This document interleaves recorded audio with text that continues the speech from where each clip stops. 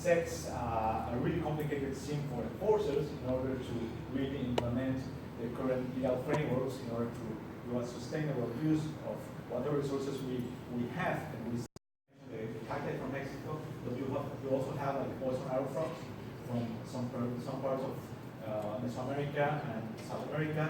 You see the hawksbill shell, the hawksbill turtle, and all this jewelry that's made out of them. The sea cucumbers.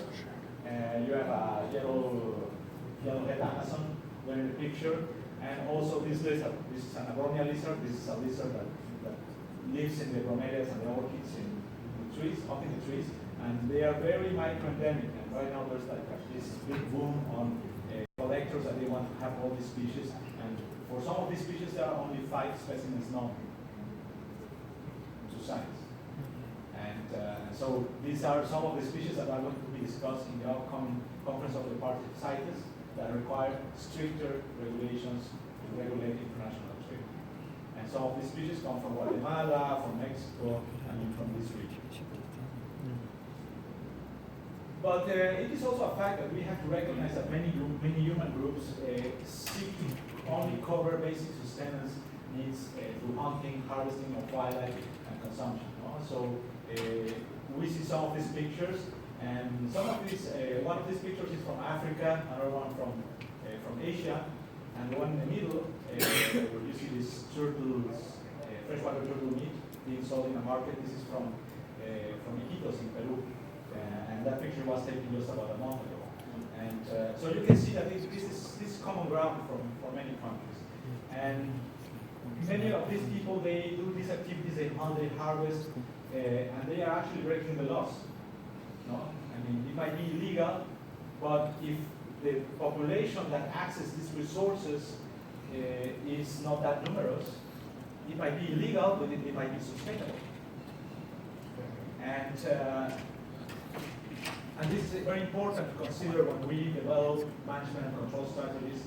If we want to have long-term impacts, we have to incorporate the social component within the equation and make sure that we are not just targeting these people who might be very poor, that's the only way that they can obtain protein through bushmeat, for example, in the localities, and you have to find some strategy that actually allows them to keep on doing certain activities up to certain level, or limited to common species, and have that into the equation. If not, you are probably not going to be successful implementing strategies if you only want to really sanction and put everybody to jail, and that's not going to happen.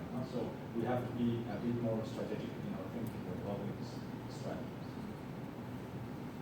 And well, as no matter whether it is legal or illegal wildlife trade involves illegally obtaining, transporting, and distributing, both within and among countries, wild Panama specimens violating existing national and international legal frameworks. And we can see some examples of that in the picture. And these transactions can involve only one single specimen or thousands of specimens. You can see shipments of thousands of sea cucumbers coming out of the Caribbean. You know, sea cucumbers may be like this size when they are fresh, but when they are dry, they are like this size.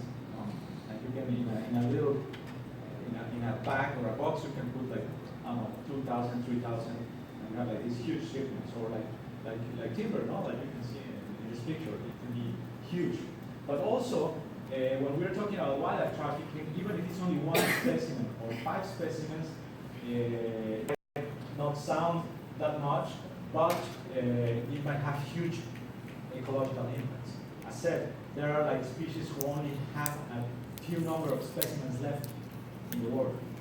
If we take those out of the ecosystem, there might be an imbalance in the ecosystem, and obviously we might be facing the extinction of another species. And that is different with other types of crime like drug trafficking or human trafficking or guns or so. There are going to be, I mean, some places there are going to be more people, and there are going to be more guns, and narcotics. Obviously, this is awful, but it doesn't extinct a species as such, and in this case, it might. So this is also something to consider.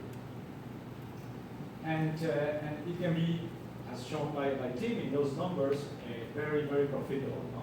So some specimens might be worth more than their weight in gold, gems, or narcotics. One of them being like rhino.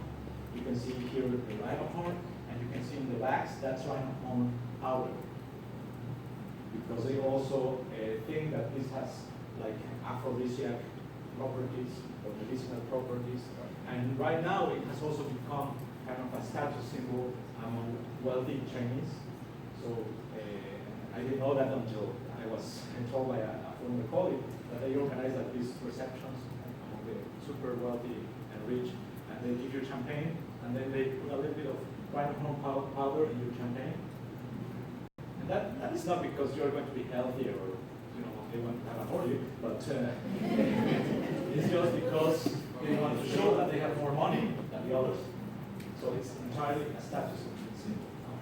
And another example of this is a totoaba bladder. No? Yeah, you know the totoaba, that's a fish that lives only in one part of Mexico. It's endangered, has been protected for 20 years.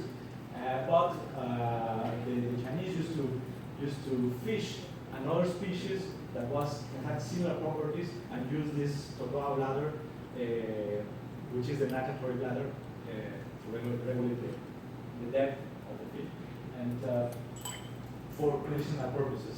So they have gotten rid of most of the population of that species, so now they are targeting this one.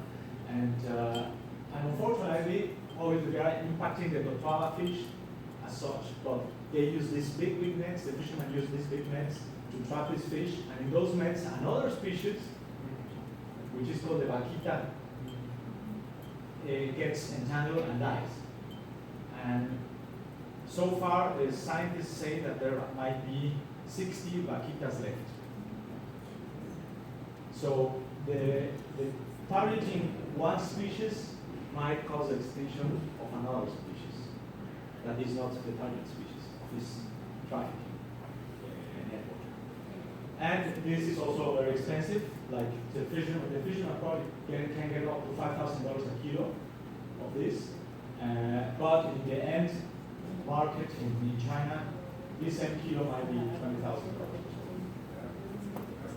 So it is really an incentive for those people who want to do things illegally to do so. And so, as mentioned, organized transnational environmental crime is estimated to be like $70 to $213 billion a year. And out of those, $3 billion belong to wildlife, and particularly timber and fisheries being really, really big. That's a different order of magnitude. And as said, and this was by the executive secretary of the UN, like illegal wildlife trade denies the developing economy billions of dollars. We are losing a lot of revenue if we don't regulate and control what is taking place in our own